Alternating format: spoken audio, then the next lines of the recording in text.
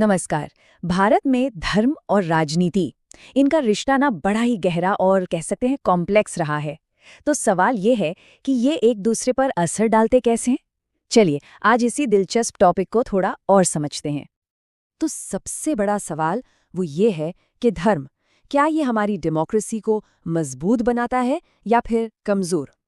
अब देखिए, ये वो सवाल है जिसका कोई सीधा सा जवाब है नहीं, और शायद इसीलिए ये इतना जरूरी भी है। और मजे की बात यह है कि भारत के लोकतंत्र में इसका जवाब है दोनों। जी हाँ, दोनों। धर्म और राजनीति का जो रिश्ता है ना, वो बिल्कुल एक सिक्के के दो पहलुओं जैसा है। ये हमारी ताकत भी बन सकता है और हमारी सबसे बड़ी चुनौती भी। तो एक एक करके इन दोनों ही साइड्स को जरा ठीक से देखते हैं।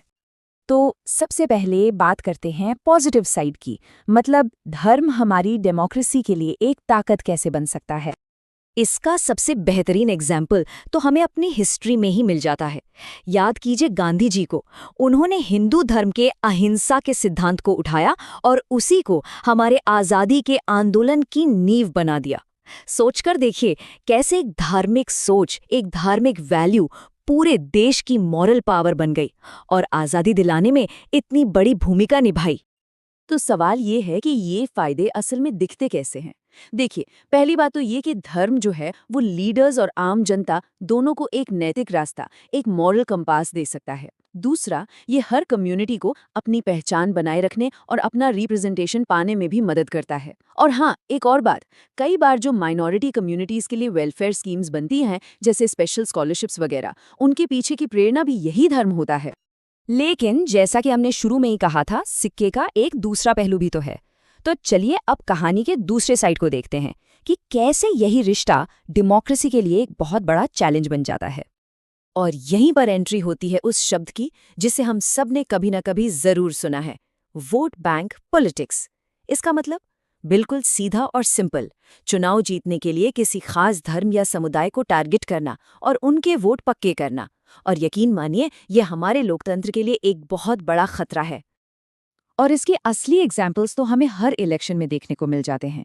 आप उत्तर प्रदेश या बिहार को ही देख लीजिए। वहाँ हिंदू मुस्लिम वोट बैंक का इलेक्शन के रिजल्ट पर सीधा सीधा असर पड़ता है। दूसरी तरफ पंजाब में देखिए, वहाँ सिख समुदाय का जो पॉलिटिकल रोल है वो तय करता है कि पार्टियां अपनी स्ट्रैटेजी कैसे बनाएंगी। तो इससे साफ पता चलता है कि ये वोट बैंक की पॉलिटिक्स की जड़ें कितनी गहरी हैं। तो इसका अंजाम क्या हो सकता है, सोचिए। एक तरफ तो एक ऐसा समाज है जो सोशल यूनिटी, मतलब सामाजिक एकता के आदर्श पर चलता है, जहां हम सब एक जैसे नागरिक मूल्यों से जुड़े हैं। और दूसरी तरफ है धार्मिक ध्रुवीकरण का जहर, जहां समाज धर्म के नाम पर बंट जाता है। ये वाकई में एक बहुत बहुत खतरनाक सिचुएशन है। और हिस्ट्री हमें ये भी सिखाती है कि ये टेंशन कैसे बढ़ते बढ़ते बहुत ज्यादा हो सकता है। साल 1992, बाबरी मस्जिद का विध्वंस। ये एक ऐसी घटना थी जिसके बाद देश में पॉलिटिकल टेंशन एकदम से बढ़ गया। और ये सिलसिला आज भी थमा नहीं है। आज भी इलेक्शंस के टाइम पर वोटर्स को पोलराइज करने के लिए धर्म का इस्तेमाल खुलकर होता है। तो चलिए, अब तक जो भी हमने डिस्कस किया उसे आमने सामने रखकर देखते हैं, मतलब फायदे बनाम नुकसान। तो इस पूरी बातचीत का निचोड़ क्या है? देखिए, एक तरफ तो धर्म कम्युनिटी को रिप्रेजेंटेशन देता है, एक मॉरल और सोशल गाइडेंस देता है और माइनॉरिटीज के वेलफेयर का भी ध्यान रखता है।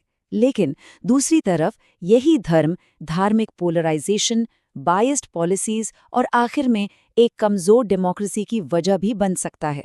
सच में ये एक दो-धारी तलवार है, इसमें कोई शक नहीं। तो अब सवाल उठता है कि इसका सल्यूशन क्या है? अगर धर्म को पॉलिटिक्स से पूरी तरह अलग करना मुमकिन नहीं है, तो फिर रास्ता क्या है?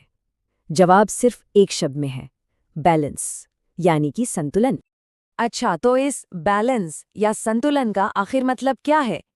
सीधा सा मतलब है, हर किसी की धार्मिक आज़ादी की पूरी इज्जत हो, लेकिन साथ ही ये भी पक्का किया जाए कि सरकार की जो नीतियां हैं, जो पॉलिसीज हैं, वो किसी एक धर्म की तरफ झुकी हुई ना हो, वो सबके लिए बराबर हों, निष्पक्ष हों।